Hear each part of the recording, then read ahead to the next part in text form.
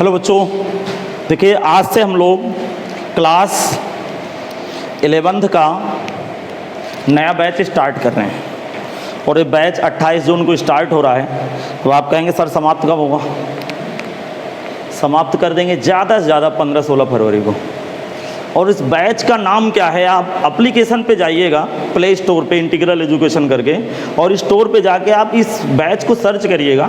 इस बैच में एक बात लिखी होगी, class 11th mathematics and JEE mains complete course. मतलब इस बैच में क्लास 11th की पूरी मैथमेटिक्स और जितने भी 16 चैप्टर हैं, उस 16 चैप्टर में जेईई मेंस का भी मटेरियल कवर किया जाएगा। फिर से मैं आपको बता दूं, मेरे YouTube चैनल में जेईई मेंस की सीरीज़ चलेगी। आईआईटी टारगेट आईआईटी जेईई 2022 का टारगेट है हमारा, तो उसमें बिल्कुल फ्री ये सीरीज़ चलेगी, बिल्कुल फ्री आप कास्ट है, कोई पैसा नहीं लगना। मेरे YouTube चैनल को आप सब्सक्राइब करके आप आराम से देखिए। उसमें पूरे के पूरे 26 चैप्टर हैं जो 11 और 12 के, वो जेईई मेंस की सीरीज़ आप YouTube में चलेगी। और कक्षा 11 का पर्टिकुलर बैच वो कहाँ चलेगा? एप्लीकेशन में चलेगा। एप्लीकेशन का नाम है इंटीग्रल एजुकेशन। जैसा कि सबको आपको पता है, मैंने अपने सारे नंबर शेयर कर चुके हैं। आप टेलीग्राम चैनल को ज्वाइन कर लीजिए। इसी वीडियो के डिस्क्रिप्शन में देखिए, मैं टेलीग्राम चैनल के लिंक और एप्लीकेशन के लिंक और अन्य वीडियो की लिंक सब कुछ डिस्क्रिप्शन बॉक्स में डाल दूंगा, आप अपने हिसाब से देख लीजिएगा। अब देखिए जो लोग मेहनत के साथ प्लानिंग नहीं करते हैं, बात आप समझिएगा, प्लानिंग करना, प्लान के साथ मेहनत करना, तभी व्यक्ति सफल होता है, अन्यथा व्यक्ति दुनिया में सफल नहीं होता। अक्सर होता है, देखिए ये लोग आप अक्सर बात सुने होंगे, देखिए अक्सर ये सुने होंगे कि हमने मेहनत तो बहुत किया। देखिए आप लोग भी शायद मेहनत बहुत किए होंगे और करना पड़ेगा, और मेहनत करने के बाद भी कभी कभी सफलता नहीं मिलती।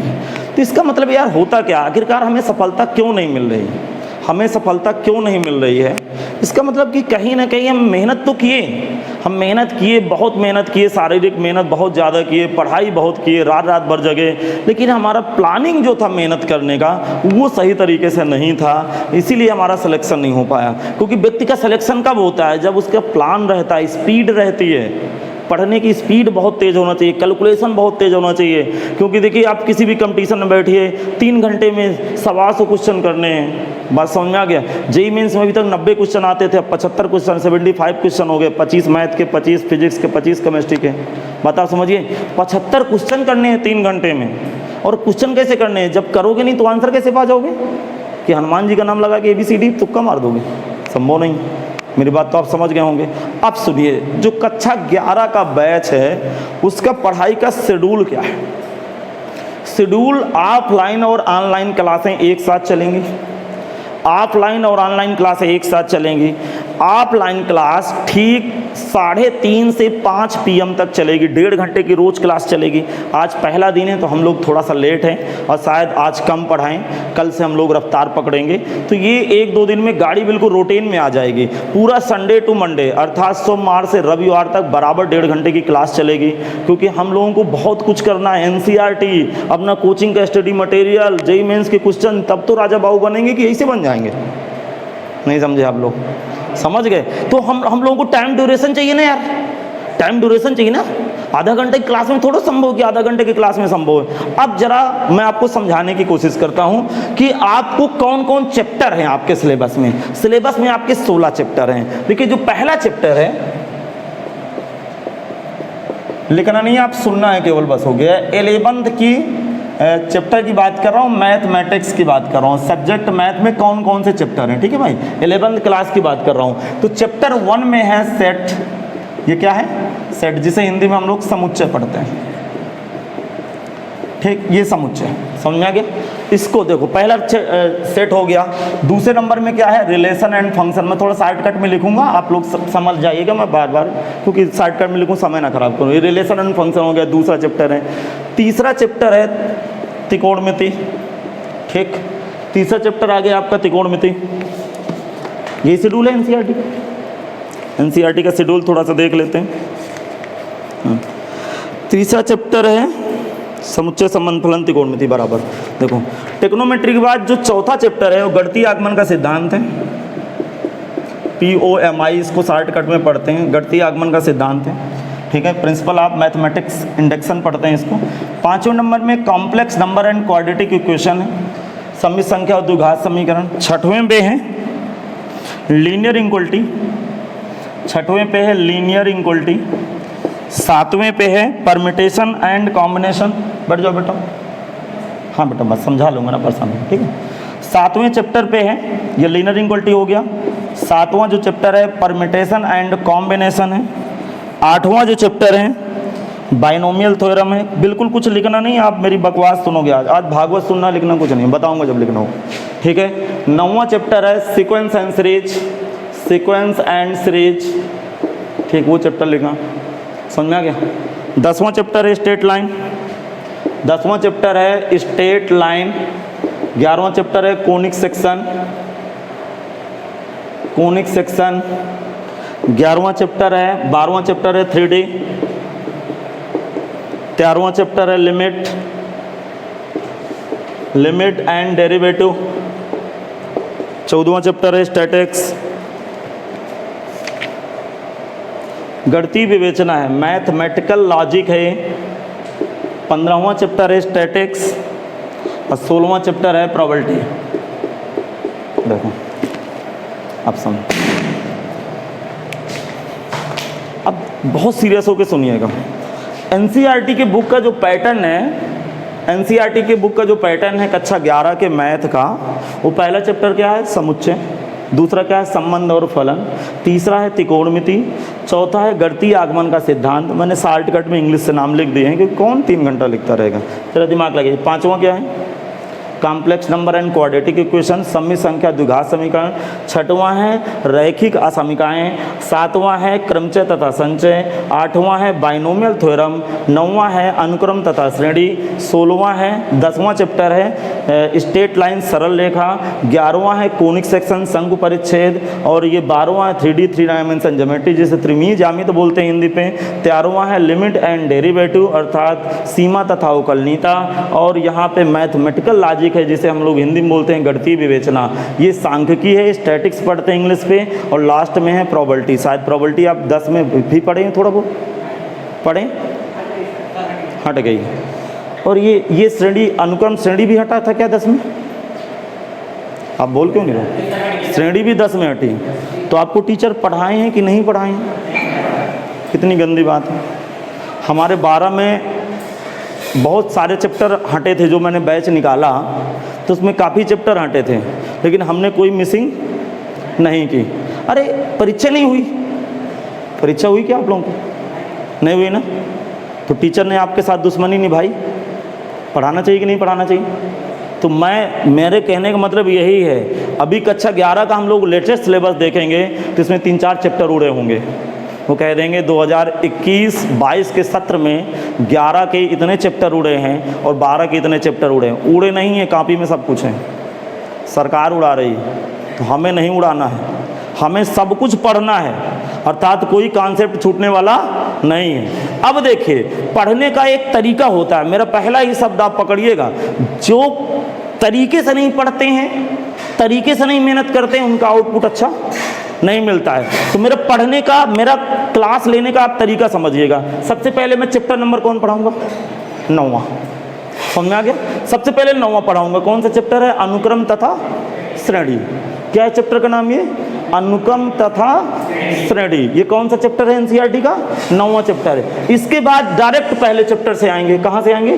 पहले चैप्टर से, और 16वें चैप्टर में पहुंचेंगे। लेकिन यदि बीच में 9वां चैप्टर नहीं पढ़ाया गया तो इन चैप्टरों को पढ़ने में कहीं ना कहीं आपको दर्द आने लगेगा, क्योंकि आप कक्षा 10 में भी श्रेणी पढ़ के नहीं आए। यदि थोड़ा बहुत पढ़ के आते तो कम से कम भेजे में कुछ चीज़ें तो घुसती। तो अब बेटा ये स्क्रीन के देखिए, आपके सामने स्क्रीन है, ये आप समझ गए होंगे कि ये पूरा आपका सिलेबस है। मुझे इससे कोई मतलब नहीं है कि पर्टिकुलर इस साल क्या हटा है, इससे मेरा कोई लेना देना नहीं है। आपके सामने 16 चैप्टर पड़े हुए हैं और मेरे कोचिंग का जो स्टडी मटेरियल है, हर एक चैप्टर का, हर एक चैप्टर में आपको एक बुकलेट मिलेगी। 16 की 16 बुकलेटें मिलेंगी। तो आपको करना क्या है? आपको एनसीईआरटी की बुक खरीदनी है और मेरा स्टडी मटेरियल खरीदना है। मेरी बात आप लोग भी समझ रहे हो? ठीक है। जैसे मैं ये चैप्टर कराऊंगा एनसीईआरटी का, फिर एक बुकलेट दूंगा, बीच में एक बुकलेट दूंगा, एक सीट दूंगा जिसमें 4, 5, 6 एक्सरसाइज रहेंगे, लेवल 1, लेवल 2, लेवल 3 के सवाल रहेंगे। अर्थात पहले हम एनसीईआरटी करेंगे, फिर अपना स्टडी मटेरियल करेंगे जो कोचिंग से मिलता है। क्लियर हो आप लोग? ठीक है। पढ़ने का अपना तरीका क्या होगा? पहला कौन सा चैप्टर? 9वां चैप्टर का नाम क्या है? अनुक्रम तथा श्रेणी। फिर कहाँ से पढ़ेंगे? पहले चैप्टर से। फिर कोई चैप्टर जंप नहीं करेंगे, पहले 9वां पढ़ेंगे, फिर पहले चैप्टर से 16वां तक पढ़ेंगे। ये कॉन्सेप्ट आपको पकड़ में आया? आखिरकार मैं पहला चैप्टर के बजाय 9वां क्यों पढ़ा रहा हूँ? ताकि इन चैप्टरों में देखो, सेट और रिलेशन फंक्शन, ये 2 चैप्टरों में से श्रेणी का कोई यूज नहीं है। बात आप समझिएगा। त्रिकोणमिति से यहाँ से और यहाँ से खासकर, यहाँ से आप बात समझिएगा। इन दोनों चैप्टरों में खोपड़ी लगाइएगा। गणितीय आगमन का सिद्धांत, क्वाड्रेटिक नंबर, कॉम्प्लेक्स नंबर, इन दोनों चैप्टरों में इस श्रेणी का बहुत ही उपयोग है। इसका मतलब सबसे पहले हमें कौन सा चैप्टर पढ़ना चाहिए? 9वां चैप्टर। तो आप घबराएंगे नहीं। शेड्यूल अपना क्या होगा? 9वां चैप्टर, सीक्वेंस और सीरीज। पहले इसको पढ़ेंगे, फिर पहले चैप्टर से पढ़ेंगे। तो सब लोगों को क्या खरीदना है? एनसीईआरटी की किताब लेनी, बाकी कुछ नहीं खरीदना है। तो जो बच्चे मेरा वीडियो देख रहे हो, कृपया वीडियो को रोक के आप पेन और किताब, कॉपी सब सामने ले आएँ और पानी रख लें, ताकि बार बार देखो, वीडियो लेक्चर देखने का मतलब होता है कि उठना नहीं है। चैप्टर का नाम डालिएगा, chapter number 9, sequence and series. हाँ भाई,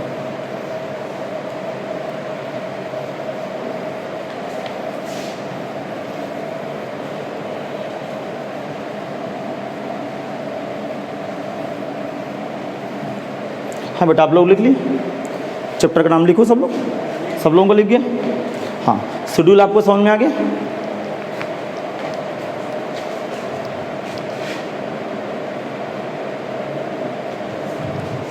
हाँ, देखिए, इस चैप्टर को मैंने बताया आपके सामने कि आपके पास 16 चैप्टर हैं कक्षा 11 में, और जिसे हम पहले चैप्टर नंबर 9 डील करेंगे। चैप्टर नंबर 9 डील करने के बाद पहले चैप्टर से आ जाएंगे। ये अनुक्रम और श्रेणी है क्या, समझ में आया?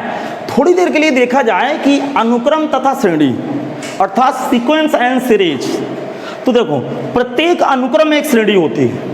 अनुक्रम का मतलब होता है किसी चीज को जोड़ते रहना या किसी चीज को घटाते रहना। बात आप समझिएगा। जैसे मैं कह दूं कि आपके पास 1 नंबर 3 है, खोपड़ी लगाइएगा, 1 नंबर 3 है, और मैं कह दूं कि 1 नंबर 4 है। इस 3 और 4 की सहायता से आप एक अनुक्रम बनाओ। क्या बनाओ? अनुक्रम। अनुक्रम का मतलब, अनुक्रम का दूसरा नाम आप श्रेणी भी बोल सकते हैं। समझ में आ गया? तो अनुक्रम का मतलब होता है कि आप श्रेणी बनाने के लिए 3 लिखा है, तो 3 में क्या जोड़ दोगे? 4। तो 4, 3, फिर वही जोड़ते चले जाओगे। अरे देखो, प्रथम पद कितना है? 3, और आपका एक नियत संख्या मैंने कितनी दी है? नियत संख्या कितनी दी है? 4 नियत संख्या दी है। तो 3 में से 4 क्या करेंगे? जोड़ देंगे। तो 4, 3, अब फिर इसी नियत संख्या को जोड़ते चले जाओ। 7, 4, 11, 11, 4, 15, 4, 19, 4 एंड so on। तो कोई पूछे ये क्या है, तो आप बताएंगे ये क्या है? अनुक्रम। अब भी नहीं समझ में आया? खुली खोपड़ी। इसका मतलब कहीं इस तरह का बकवास लिखा हो, x square, x cube, x घात 4 एंड so on। मुझे नहीं पता क्या लिखा है, लेकिन आज से मैं समझ गया हूँ कि इस तरह के बकवास कामा लगा के लिख देगा तो हमें पता है कि यार ये अनुक्रम होता है। अभी भी समझ में नहीं आया? आगे समझ। थोड़ी देर के लिए मैं कुछ ना लिखूं, 1, 2, 3, 4, 5, 6 और 100 तक गिनती ही लिख दूं, तो ये क्या है आप कहेंगे? कामा लगा के। अभी तक हम छोटी कक्षा में क्या है? गिनती है लिखी 1 से 100 तक, नहीं, बीच में कामा लगा है। तो आज से नया नाम क्या सीखने को मिला? अब भी नहीं समझ में? इसका मतलब गणित की दुनिया में कुछ सीरीजें लिख दी जाती है, जिसे आप श्रेणीबद्ध नहीं कहते हैं। अरे श्रेणी का मतलब किसी चीज़ को आगे बढ़ाना यार। अब भी नहीं समझ में आया क्या? फिजिक्स में श्रेणीबद्ध पढ़े ना? अरे ना पढ़े होंगे, वहाँ तक पहुँचे ही कहाँ होंगे आप लोग। तो अनुक्रम का मतलब होता है किसी चीज़ को कलेक्ट करके आगे बिखेर देना, मतलब पंगत लगा देना। अब भी आपको समझ में नहीं आया? आगे सुनो। देखो, अनुक्रम में क्या पढ़ेंगे? सबसे पहले हम लोग पढ़ेंगे समांतर श्रेणी। लिखेंगे हेडिंग, समांतर श्रेणी। समांतर श्रेणी लिखेंगे, समांतर श्रेणी। इंग्लिश में बोल रहा हूं, अर्थमेटिक प्रोग्रेशन।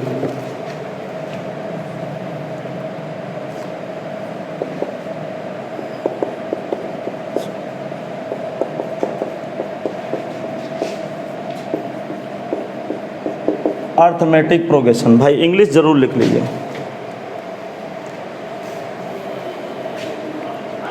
इंग्लिश जरूर लिखेंगे भाई सब लोग।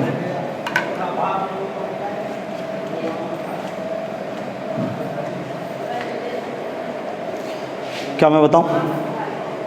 बोलो भैया। क्या लिखे हैं? समांतर श्रेणी। समांतर श्रेणी क्या होती है? एक ऐसी श्रेणी, लिखना कुछ नहीं है, आप हेडिंग डाल के मेरे बकवास सुनिएगा। एक ऐसी श्रेणी जिसके प्रत्येक पद के पूर्व एक नियत संख्या, नियत का मतलब कांस्टेंट, कांस्टेंट का मतलब अचर, नियत का मतलब जिसको बार बार ना बदला जाए, ठीक है। एक ऐसी श्रेणी जिसके प्रत्येक पद के पूर्व एक नियत संख्या जोड़ने या घटाने से बनती है, उस श्रेणी को समांतर श्रेणी कहते हैं। श्रेणी का मतलब होता है बहुत सारे नंबर एक साथ लिख देना, कामा लगा के श्रेणी बना देना। अब भी नहीं समझ में? अरे आपकी देखो, हम लोगों की सरकार श्रेणी नहीं बनाए है कि ओबीसी वाले श्रेणी हैं, जनरल वाले हैं, ये फलाना वाले हैं। अभी टीका में भी देखिए अलग अलग श्रेणी बन रही है कि 18+ वालों की लगेगा, तो 18+ वालों के लाइन से नहीं खड़े हुए हैं, तो बीच में ऐसे ऐसे खड़े हुए हैं, 50 लोगों की लाइन लगी, तो श्रेणी ही तो बनी है यार। इसका मतलब इस तरह की अनुक्रम श्रेणी भी बनती होगी, कुछ कामा लगा के भरता होगा आगे। अब भी खोपड़िया में नहीं बात आई, आगे समझ। श्रेणी का मतलब होता है किसी चीज़ को आप प्रस्तुत कर देना, समझ में आ गया? कामा लगा के लिख देना। अब भी नहीं समझा? जैसे आप देख रहे हैं एटीएम में आप देख रहे होंगे कि एटीएम में लाइन लगी है 50 की, तो किसकी श्रेणी लगी है? एटीएम की श्रेणी लगी है। ये सब लोग क्या करने आए? झक मारने थोड़ा आए, पैसा निकालने आए। अब भी नहीं समझ में? इसका मतलब यहाँ आदमी बैठेंगे कुछ, और वो सारे आदमी किस में रहेंगे? समांतर श्रेणी में। तो ये एटीएम वाली श्रेणी नहीं, ये समांतर वाली श्रेणी है। तो इसकी भैया डिफिनेशन क्या होती है? एक ऐसी श्रेणी जिसके प्रत्येक पद के पूर्व का मतलब पहले एक नियत संख्या जोड़ने या घटाने से बनती है, उस श्रेणी को समांतर श्रेणी कहते हैं। अब भी आपको समझ में नहीं आया? आगे समझ में मैं बता रहा हूँ, देखो ध्यान से सुनना। मैं प्रथम पद ले लिया 2, प्रथम पद कितना ले लिया? 2, और एक नियत संख्या दे दिया आपको 2। अब मैं कहूँगा कि इस नियत संख्या को जोड़ने या घटाने से जो श्रेणी बनती है उसको क्या कहते हैं? समांतर श्रेणी कहते हैं। आपका काम क्या है कि दूसरा, ये कौन सा पद है? पहला पद है। कैसे जाने? सबसे पहले भरा हुआ भैया, तो पहला पद हो गया। पहले पद का मतलब लेफ्ट की तरफ, ऐसे देखो हाथ देखना, लेफ्ट की तरफ पहला पद कौन सा है, समझ गए आप? और ये आपकी नियत संख्या है, तो इस नियत संख्या को जोड़ते चले जाएं या घटाते चले जाएं, और ऐसा करने से जो नए नंबर खुलते हैं उसको क्या कहते हैं? समांतर श्रेणी कहते हैं। अब भी खोपड़ी में नहीं आए, आगे समझ। तो बताओ, मैं कह रहा हूँ नियत संख्या जोड़ना है, तो दूसरा पद कितना बनेगा? 4। फिर नियत संख्या जोड़ो 6। इसका मतलब एक ऐसी श्रेणी जिसके प्रत्येक पद के पूर्व एक नियत संख्या जोड़ने या घटाने से बनती है, उस श्रेणी को समांतर श्रेणी कहते हैं। जैसे हमारे पास प्रथम पद कितना है? नियत संख्या 2, तो दूसरा पद बनाने के लिए पहले पद में इस नियत संख्या को जोड़ दो, तो 2 धन 2, फिर 2 जोड़ो, फिर 2 जोड़ो तो 8, फिर 2 10, फिर 12 डॉट डॉट। ये कौन सी श्रेणी है? समांतर श्रेणी। कैसे जाने? क्योंकि प्रत्येक पद का अंतर क्या है आपस में? इनके बीच का अंतर समान है। 4 में 2 घटाओ 2, 6 में 4, 8 में 6, 10 में 8, 12 में 10, तो अंतर सेम है कि अलग अलग है? जब सेम अंतर हो तो कौन सी श्रेणी? समांतर श्रेणी। अब भी आपके खोपड़ी में नहीं आया, आगे समझ में। अब जरा दिमाग लगाएगा। मैं प्रथम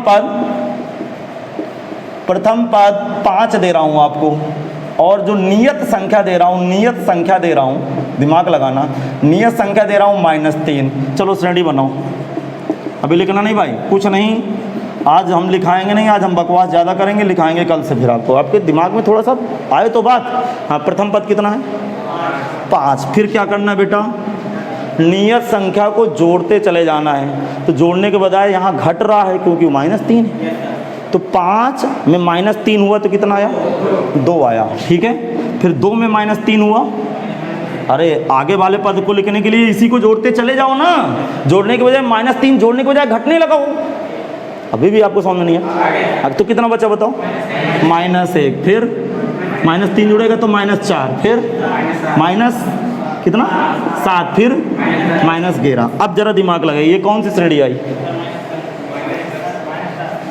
-3 जोड़ना ना, 4 यहाँ 10, ठीक है बेटा। आगे डाल्टन -13, क्लियर भाई?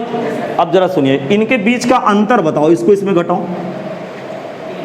2 - 5 कितना आया? -3। वही नियत संख्या के बराबर आ जाएगी। अब भी नहीं समझ में ना? दिख रहा हो बेटा? इधर बैठ जाओ ना, दिख रहा है ना?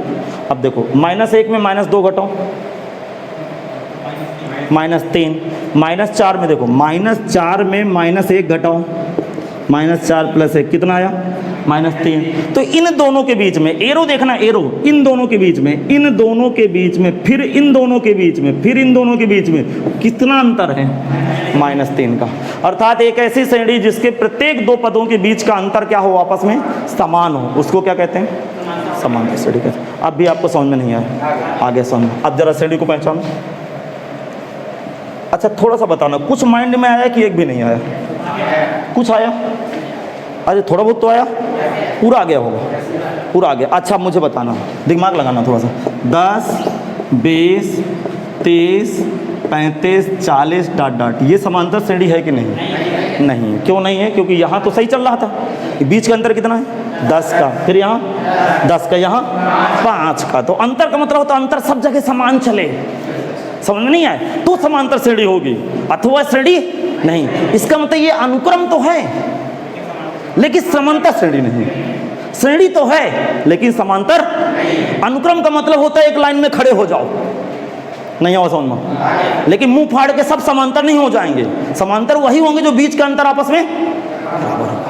अब भी नहीं खोपड़ी में आए, आगे समझ में। तो परिभाषा देखो, आप खुद परिभाषा बनाइए। समांतर श्रेणी की परिभाषा क्या होगी? एक ऐसी श्रेणी जिसके प्रत्येक पद के पूर्व एक नियत संख्या जोड़ने या घटाने से चले जाएं। समझ में आ गया? जैसे मैं कहूंगा कि एक नियत संख्या, देखो प्रथम पद 10 है, अब आप श्रेणी बनाइएगा। प्रथम पद 10 है, अब मैं कहूंगा एक नियत संख्या 5 है, तो आपके पास दो चुन्नू मुन्नू पता होना चाहिए। क्यों? श्रेणी में दो चीजें होती हैं यार सर जी, प्रथम पद बता दीजिए और नियत संख्या बता दीजिए, और इतना बता दीजिए कि नियत संख्या को जोड़ना है या घटाना है। तो मैं कहूंगा कि नियत संख्या कितनी है? 5 है। अब मैं कहूंगा कि इसको जोड़ते हुए श्रेणी बना दो, तो अगला पद क्या लिखोगे आप? 15, अगला पद 20, अगला पद 25, 30 एंड सो ऑन। तो ये कौन सी श्रेणी बन गई? समांतर श्रेणी। तो परिभाषा जरा बनाओ। दूसरा पद लिखने के लिए पहले पद में नियत संख्या 5 को जोड़ दिए, बोलो। और तीसरा पद बनाने के लिए दूसरे पद में फिर उसी को जोड़ दिए। चौथा पद बनाने के लिए तीसरे पद में फिर 5 को जोड़ दिए। इसका मतलब कि एक ऐसी श्रेणी जिसके प्रत्येक पद के पूर्व, इसका मतलब दूसरा पद बनाने के लिए पहले में जोड़ना पड़ेगा, और तीसरा बनाने के लिए दूसरे में जोड़ना पड़ेगा, चौथा बनाने के लिए 10वां बनाने के लिए। हाँ, तो अब सुनना भाषा। एक ऐसी श्रेणी जिसके प्रत्येक पद के पूर्व एक नियत संख्या को जोड़ने या घटाने से जो श्रेणी बनती है उसे समांतर श्रेणी कहते हैं। समांतर श्रेणी को इंग्लिश में क्या पढ़ते हैं? अर्थमेटिक प्रोग्रेशन, जिसको संक्षेप में आज से हम क्या पढ़ेंगे? एपी। कहीं एपी लिखा हो तो क्या समझेंगे हम लोग? समांतर श्रेणी। क्या भाषा समझ में आ गई? परिभाषा समझ में आ गई? चलो लिखना शुरू करें। एक ऐसी श्रेणी, हाँ लिखना शुरू करें भाई।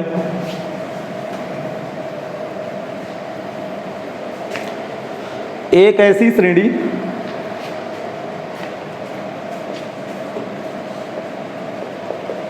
एक ऐसी श्रेणी जिसके प्रत्येक पद के पूर्व एक नियत संख्या एक ऐसी श्रेणी जिसके प्रत्येक पद के पूर्व एक नियत संख्या जोड़ने या घटाने से प्राप्त होती है। एक ऐसी श्रेणी जिसके प्रत्येक पद के पूर्व एक नियत संख्या, इस नियत संख्या को आप अंडरलाइन कर लीजिएगा, लाल वाल पेन कोई लिए हुए इसके से अंडरलाइन कर लीजिएगा, ये इंपॉर्टेंट बात है। एक नियत संख्या जोड़ने या घटाने से प्राप्त होती है, तो उस श्रेणी को क्या लिखूं बोलो? को समांतर श्रेणी कहते हैं। तो उस श्रेणी को समांतर श्रेणी कहते हैं।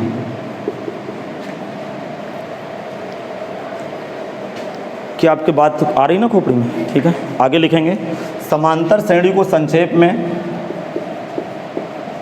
समांतर श्रेणी को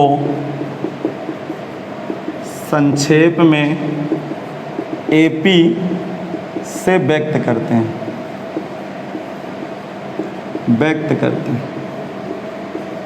समांतर श्रेणी को संक्षेप में। AP को भी हाईलाइट पेन से लिखिएगा, कल से सब लोग हाईलाइट पेन ले आइएगा थोड़ा बहुत, तो जो मेन टर्म है उनको हाईलाइट से लिखिएगा।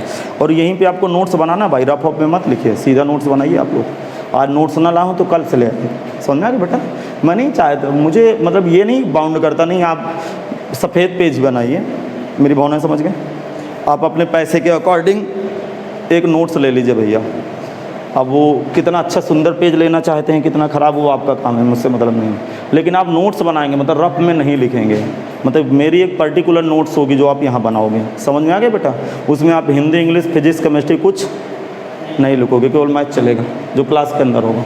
एक नोट्स बनाओगे घर में प्रैक्टिस करने के लिए, एक नोट्स क्लास की रहेगी, समझ गए ना बेटा, क्योंकि ये बहुत ज़रूरी है ना, नहीं फिर दिक्कत नहीं हो जाएगी, दोबारा तिबारा बनाते रहोगे क्या फिर। आप ज़रा ये बताओ फंडा पकड़ में आ गया कि नहीं आ गया। अब देखो एक बात समझ में आती है कि एक ऐसी श्रेणी जिसके प्रत्येक पद के पूर्व एक नियत संख्या, इसको समझना यार, ये सबसे बड़ा दर्द है, दुश्मन है। एक नियत संख्या को जोड़ने या घटाने से जो श्रेणी बनती है, अर्थात जो अनुक्रम बनता है, उस अनुक्रम को क्या कहते हैं, समांतर श्रेणी, जिसको पढ़ते क्या है संक्षेप में, AP। तथा, और बात लिख लीजिए, तथा सार, देखो तथा नियत संख्या को, तथा नियत संख्या को सार्व अंतर, इंग्लिश में कॉमन डिफरेंस पढ़ते हैं, कॉमन डिफरेंस कहते हैं। हाँ, डिफरेंस की पूरी स्पेलिंग लिख लीजिएगा, मैं शॉर्टकट में लिख दूँ, कॉमन डिफरेंस कहते हैं। नियत संख्या को आज से क्या पढ़ेंगे आप लोग, कॉमन डिफरेंस। कॉमन डिफरेंस का मतलब बीच का अंतर आपस में, सार्व का मतलब कॉमन नहीं होता, उभयनिष्ठ। अरे अंतर बीच का क्या होना चाहिए, उभयनिष्ठ होना चाहिए। अच्छा, जैसे एग्जाम्पल लगाते हैं, जैसे मैं एग्जाम्पल लगाता हूँ, मैं बोलूँ, हाँ एग्जाम्पल लगाता हूँ, जैसे लिखेंगे 2, 4, 6, 8, 10 ... एक एग्जाम्पल लगाइए, 3, 1, -1, -3, -5, -7 एंड सो लिख गया। 10, 20, 30, 40, 50 आगे ... ऐसे समझ चलिए। समझ पा रहे हो कि नहीं, बोलो। अब सुनिए, लिख गया, साथ साथ लिख लेते हो ना, कोई दिक्कत तो नहीं, आप समझते जाइए, साथ साथ पेन चलाते जाइए। बताइए मुझे, ये तीनों समांतर श्रेणी हैं कि नहीं, समांतर श्रेणी तीनों हैं कि नहीं। कैसे पहचानोगे, जरा ध्यान सुनो, इनके बीच का अंतर पकड़ो। अंतर कैसे पकड़ना है, आगे वाले पद को पीछे वाले पद में घटा देना है। तो आगे क्या लिखा है, पीछे क्या लिखा है, तो 4 में 2 गए, फिर 6 में 4 गए, 8 में 6 गए। देख लेना, धोखा तो नहीं दे रहा कि पता चले 3, 4 तक तो सही, आगे बीच में एक जगह धोखा दिया तो PAP नहीं है। 10 में 8 घटा, तो प्रत्येक बीच का सार्व अंतर आपस में क्या है, बराबर है, 2 है। वो 2 है अलग मैटर हो गया, लेकिन बराबर है कि नहीं है, नियत है, अर्थात इनका अंतर बीच का नियत है, बार बार बदलता नहीं है। तो कौन सी श्रेणी है, समांतर श्रेणी है। आप मुझे बताइए, इसका प्रथम पद कितना है, प्रथम पद का मतलब जो पहले लिखा है कितना है, 2। सार्व अंतर, ये कॉमन डिफरेंस कितना है, कॉमन डिफरेंस का मतलब बीच का अंतर कितना है, 2 है। इसका इसमें जरा देख लेते हैं, 1 में 3 घटाओ, 1 में 3 घटाओ, -2। देखो फालतू वाली बात ना करो कि मैं अच्छा है कि गणित नहीं पढ़ाता हूँ कि आप माइनस छोड़ के बोल रहे हो, नहीं समझ में आया। अरे अंतर कैसे पता चलेगा, आगे वाले पद को पीछे वाले पद के साथ घटा देना है। तो 1 में 3 घटाओ, -2, फिर -1 में -1 घटाओ, -2, फिर से सेम आ गया। फिर -3 में -1 घटाओगे तो माइनस माइनस प्लस, फिर -2 आ गया। अब भी आपको समझ में नहीं आया। इसको इसमें घटाओ, -2, इसको इसमें घटाओ, -2, अर्थात इसमें इसका प्रथम पद कितना है, 3, और सार्व अंतर -2। सार्व अंतर का मतलब कौन सी संख्या, नियत संख्या। नियत संख्या कैसे पता चलेगी, 2 लगातार पदों को आपस में घटा देंगे, और जब 2 लगातार पदों को आपस में घटाएंगे और अंतर बदले ना तो उस श्रेणी को क्या कहते हैं, समांतर श्रेणी। इसका मतलब उपयुक्त दिए गए सभी उदाहरण में, उपयुक्त दिए गए तीनों उदाहरण की कॉमन बात कर रहा हूं, उपयुक्त दिए गए सभी उदाहरणों में प्रत्येक पद का अंतर आपस में क्या है, बराबर है, इसलिए सभी श्रेणियां, कौन सी श्रेणियां, समांतर श्रेणी। अब भी नहीं समझ में है तो दो कॉन्सेप्ट आपको मैंने अभी भी पकड़ा है। एक पकड़ाया श्रेणी बनाना, तो श्रेणी बनाने के लिए आप क्या करोगे, हाँ आपको दो चीजें देना पड़ेगा किसी को। आप कहोगे कि हमें प्रथम पद दे दो और क्या दे दो, नियत संख्या दे दो। नियत संख्या का दूसरा नाम कॉमन डिफरेंस, हिंदी में तीसरा नाम पदांतर, तीसरा नाम पदांतर भी होगा। इनके निक नेम जरूर जानना। अरे किसी का नाम, स्कूल का नाम धीरेन्द्र है और घर में कहते हैं चिंटू, तो हम गए धीरेन्द्र से मिलने, अब पापा जी कहें चिंटू इधर आओ, तो हम सोच साला चिंटू कौन है, नहीं समझा। तो पता चले कि पूरा पूरा सब कुछ पढ़ डाले और परीक्षा में लिख के आ गया पदांतर, सोचे ये साला क्या है, ये पहली बार सुन रहे हैं। नहीं, पहली बार नहीं सुन रहे। इंग्लिश में क्या बोलते हैं, कॉमन डिफरेंस। इसलिए आपको इंग्लिश के टर्म तो जबान पे रखे होने चाहिए, क्योंकि इंग्लिश के ज़्यादा नाम नहीं होते, हिंदी में ज़्यादा कहानियाँ होती हैं। तो नियत संख्या का दूसरा नाम सारवंतर, तीसरा नाम हिंदी में पदांतर, इंग्लिश में इकलौता नाम कॉमन डिफरेंस। कॉमन डिफरेंस कैसे पता चलता है, दो लगातार पदों को आपस में घटा देना। कैसे घटाओगे, आगे वाला पद माइनस पीछे वाला पद। एक लड़का बहुत जिद्दी है, वो कहेगा आगे वाले पद को मैं पहला ही पद घटा दूं, नहीं समझ में, और उसके पहले श्रेणी नहीं बनी, नहीं समझ में। तो कॉमन डिफरेंस देने के लिए यार कहे दुश्मन बन रहे हो, यही तुम्हें चेक करना का, आगे चेक कर लो। इसका मतलब दूसरा पद माइनस पहला पद, या तीसरा पद माइनस दूसरा पद, या चौथा पद माइनस तीसरा पद, या पांचवा पद माइनस। हाँ, जब इतने में सब बराबर चले तो अंतर आत्मा, अंदर के आत्मा बोध लग जाएगा। नहीं, कौन सी श्रेणी है, समांतर श्रेणी। अब भी नहीं समझ में आया, आपको समझ में आ गया। तो यदि श्रेणी बनाना हो तो आपको दो चीज़ें देगा, एक नियत संख्या देगा, एक प्रथम पद देगा, और उसी को जोड़ते चले जाना है। यदि प्लस में दिए तो जोड़ते चले जाओ, माइनस में दिए तो घटाते चले जाओ। अर्थात एक ऐसी श्रेणी जिसके प्रत्येक पद के पूर्व नियत संख्या जोड़ने या घटाने से बनती है, प्राप्त होती है, तो उस श्रेणी को समांतर श्रेणी कहते हैं। समांतर श्रेणी को संक्षेप में एपी से व्यक्त करते हैं। कोई पूछे कि भैया नियत संख्या को क्या कहते हैं, सारवंतर। ये क्या उदाहरण लिख गए उदाहरण, चलो लिखिए, नीचे लिखिए, उदाहरण के नीचे लिखो, उपर्युक्त दिए गए सभी उदाहरणों में, उपर्युक्त दिए गए सभी उदाहरणों में, उपर्युक्त दिए गए सभी उदाहरणों में प्रत्येक पद का अंतर समान है, प्रत्येक पद का अंतर समान है, प्रत्येक पद का अंतर समान है, इसलिए उदाहरण में दी गई सभी श्रेणियां, इसलिए उदाहरण में दी गई सभी श्रेणियां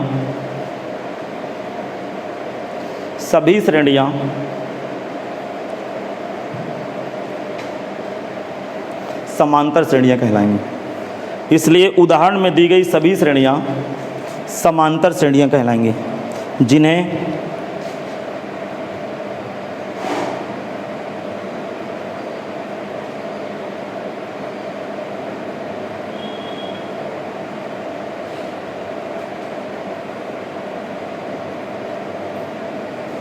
लग गया भाई, जिन्हें संक्षेप में एपी से व्यक्त करेंगे, जिन्हें संक्षेप में एपी से व्यक्त करेंगे।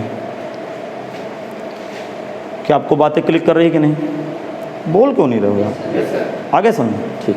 अब जरा सुनिए, अब मैं आपसे ये कहूँगा कि आप ये सब बकवास ना करो। देखो, मैं बहुत समय, अभी आपको बहुत धीमा पढ़ा के बहुत समय लूँगा आपके साथ, लेकिन जब आप तैयार हो जाओगे ना तो हमारी फिर समझ लीजिए शताब्दी एक्सप्रेस तरह गाड़ी चलती। मेरी बात आप समझ गए हो ना। अरे पहले मैं ठोक पीट के आपको तैयार कर दूंगा, फिर 1 घंटे में पता चले 50 सवाल हो गए। आज पता चले 1 घंटे में साला आधा लाइन पढ़ा पाए, और एक ऐसा दिन आ गया 1 घंटे में पता चले 20 पेज पढ़ा गए। तो भी बनाना पड़ेगा ना आपको, क्योंकि आप कोरोना वाले स्टूडेंट हो, समझ गए कौन पढ़ाई वढ़ाई वाले स्टूडेंट हो, आप सीरियस हो जाओ।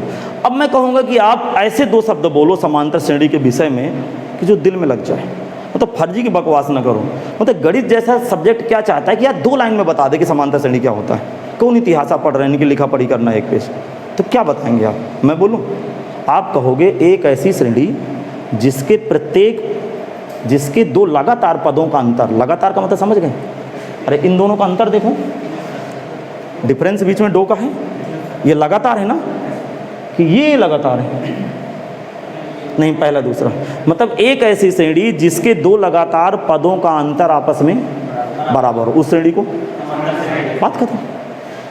कि आप पहले दूसरे के बीच का अंतर देख लो, फिर दूसरे तीसरे के बीच के देख लो, फिर तीसरे चौथे के बीच के देख लो, चौथे पांचवें के बीच के देख लो, और बराबर अंतर चल रहा हो तो समांतर श्रेणी है। यदि बराबर कहीं एक धोखा खा रहा हो तो समांतर श्रेणी। किस बात की समांतर श्रेणी? अब भी नहीं समझ में आया तो आप नोट लिख लीजिए, लिखो चलो नोट, ये भी एक डिफिनेशन है देखा जाए। अब भी नहीं समझ में आगे समझ, आगे समझ, बोलो लिखे। एक ऐसी श्रेणी जिसके 2 लगातार पदों का अंतर आपस में बराबर हो। एक ऐसी श्रेणी जिसके 2 लगातार पदों का, एक ऐसी श्रेणी जिसके 2 लगातार पदों का अंतर, जिसके 2 लगातार पदों का अंतर आपस में बराबर हो। एक ऐसी श्रेणी जिसके 2 लगातार पदों का अंतर आपस में बराबर हो, उस श्रेणी को समांतर श्रेणी कहते हैं।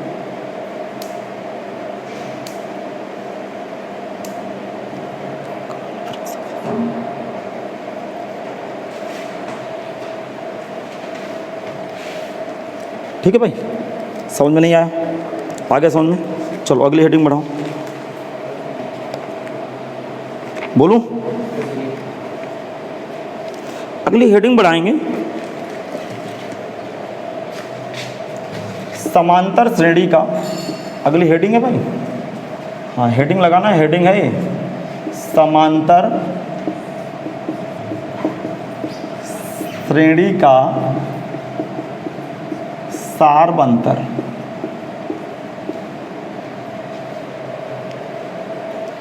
इंग्लिश में क्या लिखोगे इसको? कॉमन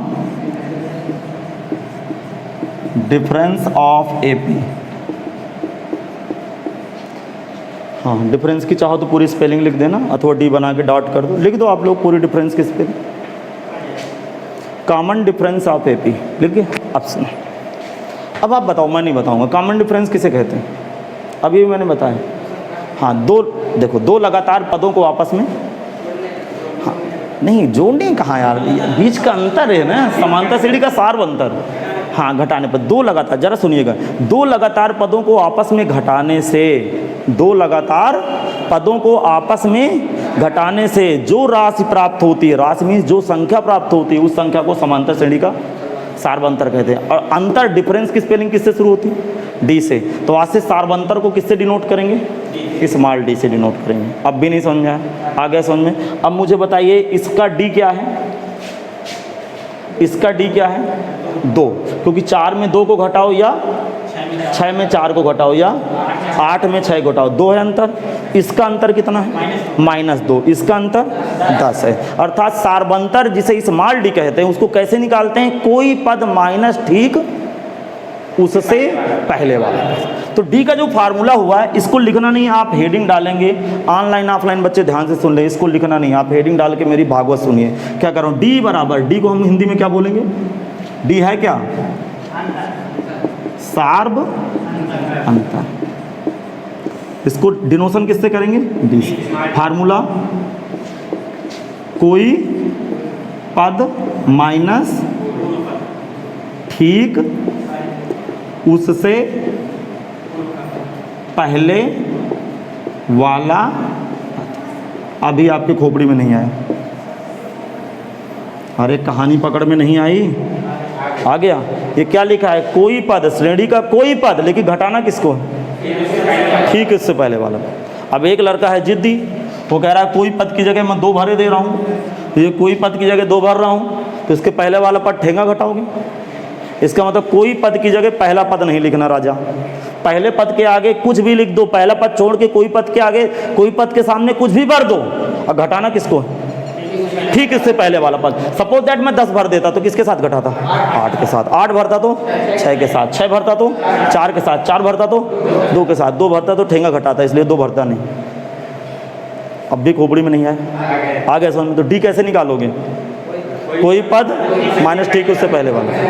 और ऐसा क्यों? क्योंकि बीच का अंतर आपस में क्या होगा? बराबर नहीं है, तो किस बात की एपी?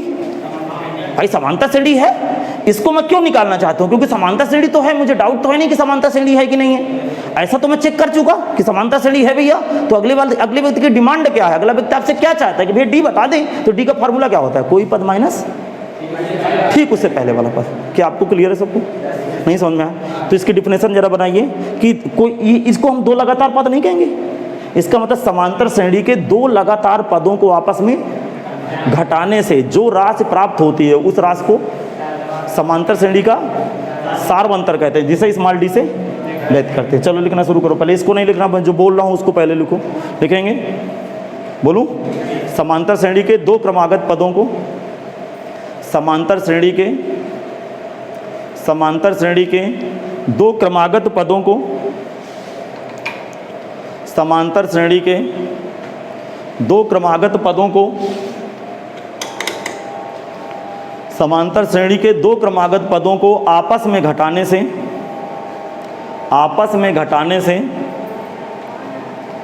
समांतर श्रेणी के दो क्रमागत पदों को आपस में घटाने से जो राशि प्राप्त होती है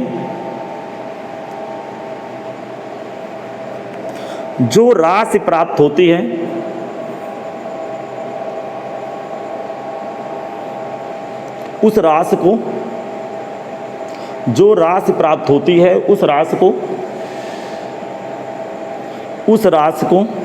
समांतर श्रेणी का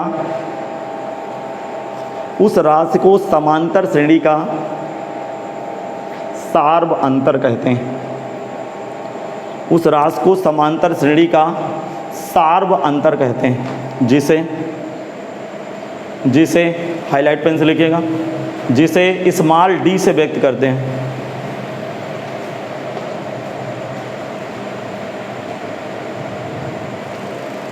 जिसे स्मॉल डी से व्यक्त करते हैं। इसके बाद ये सब लोग फार्मूला लिख लीजिए। सार्वांतर डी बराबर, सब लोग फार्मूला लिखेंगे।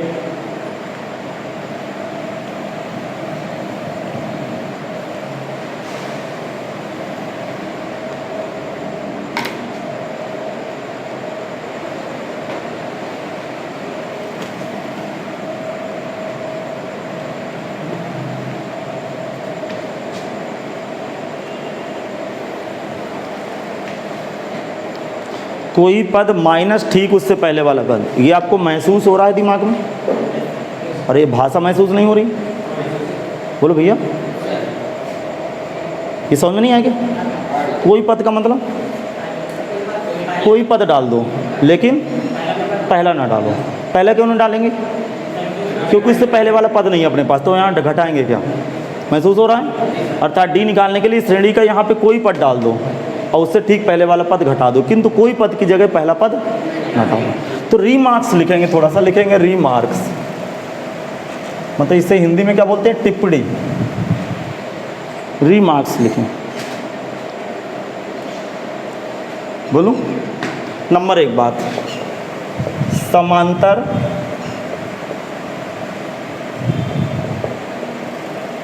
श्रेणी के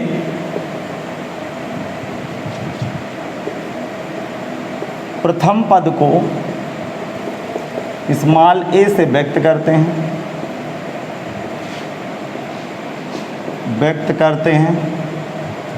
समांतर श्रेणी के प्रथम पद को स्मॉल ए से व्यक्त करते हैं। ध्यान रखना बात से। प्रथम पद का मतलब जहाँ से श्रेणी प्रारंभ हो रही है। समझ में आ गई? अब सुनो, बोलो मैं दूसरे नंबर में क्या लिखना है? समांतर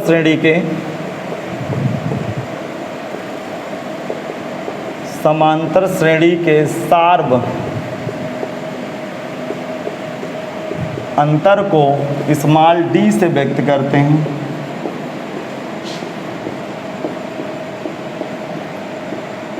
स्मॉल डी से व्यक्त करते हैं। समझ में नहीं आएगा? आगे से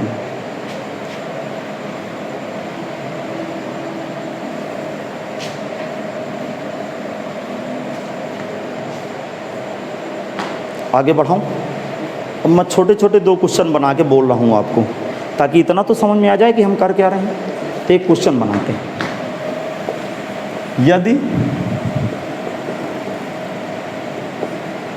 एपी का मतलब समझ गए, एपी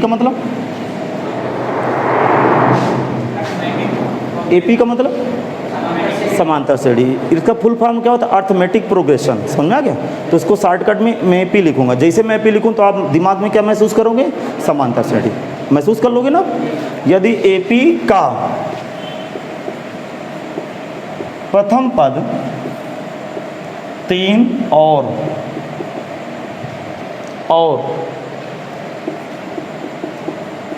सार्व अंतर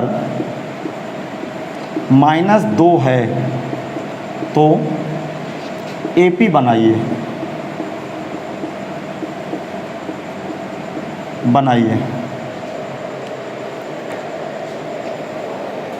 तो एपी बनाएं।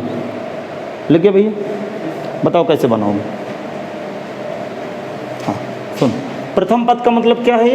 ए, और सार्वंतर का मतलब डी। नहीं समझ में आ रहा? तो प्रथम पद का मतलब 3, कहाँ शुरू करोगे? 3। फिर अगला पद लिखने के लिए पीछे वाले पद में 3 क्या करना? सार्वंतर को जोड़ना है। तो जोड़ने के बजाय ये क्या हो जाएगा? घट जाएगा। नहीं समझ में आया? आ गया समझ में? तो 3 में देखो, रफ कार करते जाइए। 3 में -2 घटाओ, कितना आया? 1 आया। अब आगे वाला पद लिखने के लिए क्या करेंगे? फिर -2 घटा देंगे। तो 1 में -2 घटा, -1 आया। नहीं समझ में आ रहा? अब आगे वाला पद बोलो। -1 में -2 कितना? -3 अगला, -5 अगला, -7 अगला, -9 एंड so on। क्या समझ में आ गया? लिख डालो। नहीं आया समझ?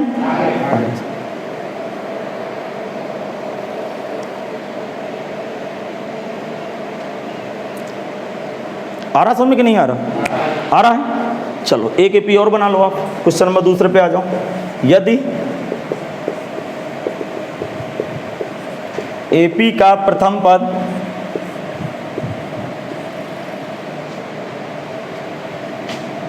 5 और सार्व अंतर 10 हो तो एपी बनाइए।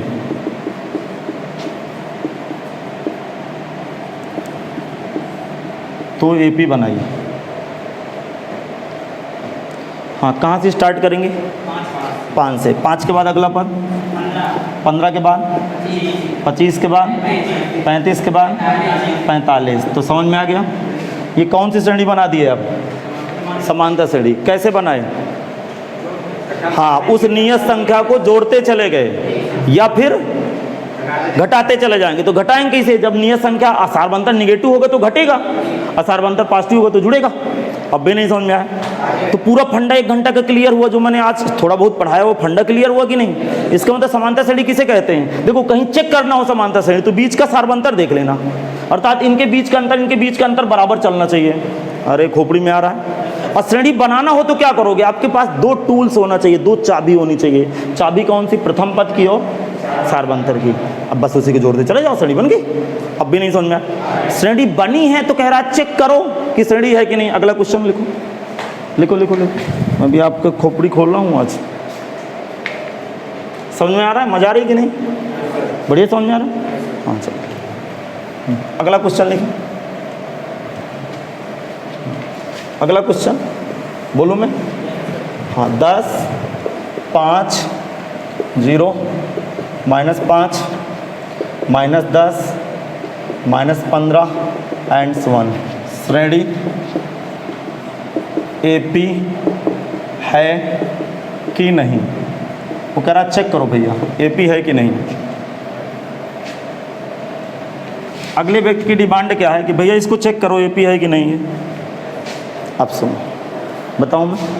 तो एपी चेक करने के लिए सबसे पहले आप क्या चेक करेंगे? सार्वंतर। सार्वंतर डी का फार्मूला क्या होता है? कोई पद माइनस ठीक उससे वाला है। तो मैं 5 को चेक करूंगा तो 5 में क्या घटाऊंगा? रिजल्ट कितना है? -5। या और तो चेक करूं, अभी क्या पता कि बीच का अंतर बराबर ना हो, एपी धोखा दे जाए। या फिर डी बराबर कैसे चेक करूं? 0 में क्या घटाऊं? -5 आए। या अब क्या करूं बताओ? -5 में क्या घटाऊं? तो -5 आ रहा समझ में। फिर क्या करूं बताओ? -10 में, -10 में क्या घटाऊं, -5, तो ये फिर -5 आ गया। क्या क्लियर है? अब अंदर बोध लग गया, मतलब अंदर विश्वास हो गया कि नहीं हुआ। इसका मतलब प्रत्येक पद का अंतर आपस में बराबर, इसलिए कौन सी श्रेणी है? हाँ, कॉपी करो। आपको समझ में नहीं आ गया? आ गया समझ।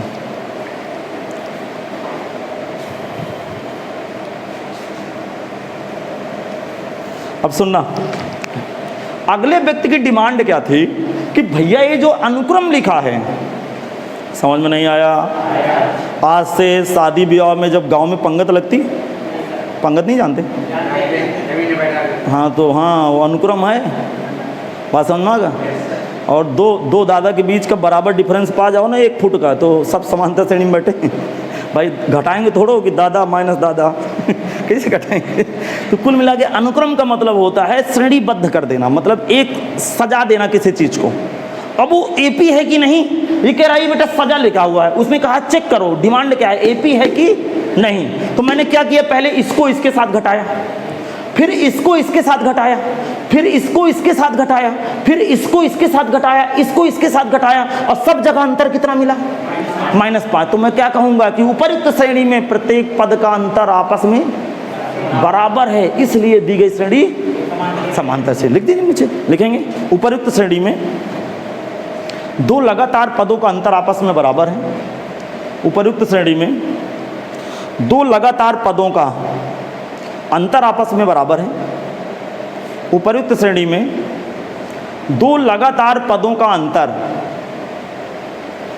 2 लगातार पदों का अंतर आपस में बराबर है, इसलिए दी गई श्रेणी एक समांतर श्रेणी होगी।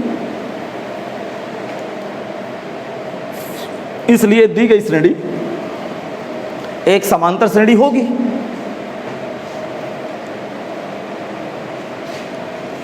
हाँ भाई, आपके दिमाग में बात आ रही है कि नहीं आ रही? बढ़िया आ रही है।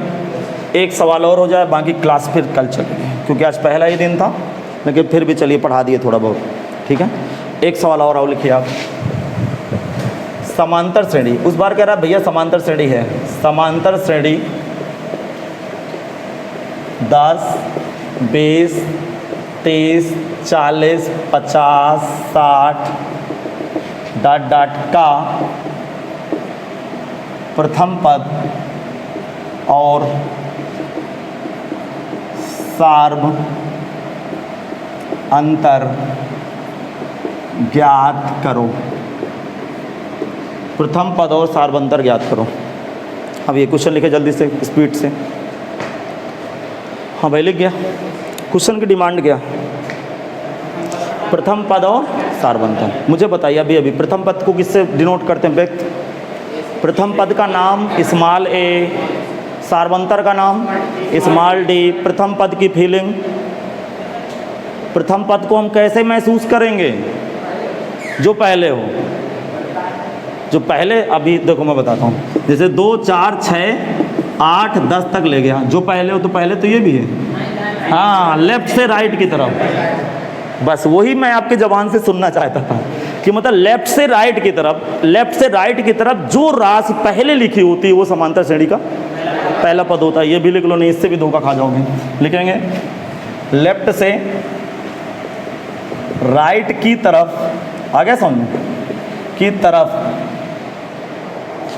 जो पहली राशि लिखी होती है, लेफ्ट से राइट की तरफ जो पहली राशि लिखी होती है उसे समांतर श्रेणी का प्रथम पद कहते हैं। उसे समांतर श्रेणी का प्रथम पद कहते हैं, जिसे स्मॉल ए से व्यक्त करते हैं, जिसे स्मॉल ए से व्यक्त करते हैं, जिसे स्मॉल ए से व्यक्त करते हैं। समझ आ गया? अब बताओ ए बराबर क्या है? बताओ प्रथम पद बराबर, बहुत अच्छा, समझ में आ गया। कैसे पता चला? अरे अब आंखों से देख लिए यार, इतने पागल थोड़ो। क्लियर? अब मुझे सार्वंतर का फार्मूला बताओ। सार्वंतर का फार्मूला, सार्वंतर डी बराबर क्या? हाँ, कोई पद माइनस ठीक उससे पहले वाला पद। अच्छा मुझे एक चीज़ ये सूचित करिए, आपको कहीं एक जगह लगा है कि हम आज पहली बार क्लास पढ़ रहे हैं मेरी? मतलब आपको अंदर से ये महसूस हुआ है कि ये पहली बार पढ़ रहे हैं? ऐसा लग रहा है जैसे जन्म जन्म का साथ है। नहीं समझा, मतलब कई दिन से जानते हैं। तो हमारे यहाँ आपको मज़ा बहुत आएगी, बशर्ते आपकी बॉडी लैंग्वेज अच्छी होनी चाहिए। बॉडी लैंग्वेज गिरा के ना बैठना कि भारत देश का कर्जा आपके ऊपर आ गया, ऐसे ऐसे मुरझाने बैठे हो तो कैसे समझ में आएगा? अरे हंसमुख बैठो यार, नहीं समझ में आया मैं क्या करूँ? तो आपकी बॉडी लैंग्वेज अच्छी होनी चाहिए कि यार मैं पढ़ने आया हूँ। डरने की कोई ज़रूरत नहीं है, डिसिप्लिन की ज़रूरत है, डरने की ज़रूरत नहीं है, डिसिप्लिन की ज़रूरत है बस। अच्छा ये देखो यार, ये कितना बढ़िया शब्द लिखा है। इस तरह के शब्द कहीं किताब में लिखे मिलेंगे? नहीं मिलेंगे। लेकिन ऐसी भाषा में लिखूं कि मुझे घुस जाए कि क्या कहा, करना क्या है हमें। तो कोई पद ठीक उससे पहले हो, कोई पद की जगह इसी को चिपका दूं क्या? हाँ जी, इसको चिपका दूं? हाँ, इसको छोड़ के जो मन चाहे लिख दो। चलो मैं यहाँ 60 लिख रहा हूँ तो क्या घटाऊंगा? हाँ, मतलब कोई पद की जगह श्रेणी का कोई पद भर दे, लेकिन घटाना किसको है? उससे पहले वाला। लेकिन कोई पद की जगह पहले वाला ना भरे। क्यों ना भरे? क्योंकि घटाएंगे क्या? समझा क्या? अब आपको पकड़ में आया कि अच्छा ये तमाशा चल रहा। तो डी बराबर 10। तो क्या आपको आज की मेरी क्लास अच्छी लगी? तो कल आपका लेक्चर नंबर 2 चलेगा। अब धीरे धीरे मैं स्पीड से आऊँगा। तो मिलते हैं कल अगले लेक्चर के साथ।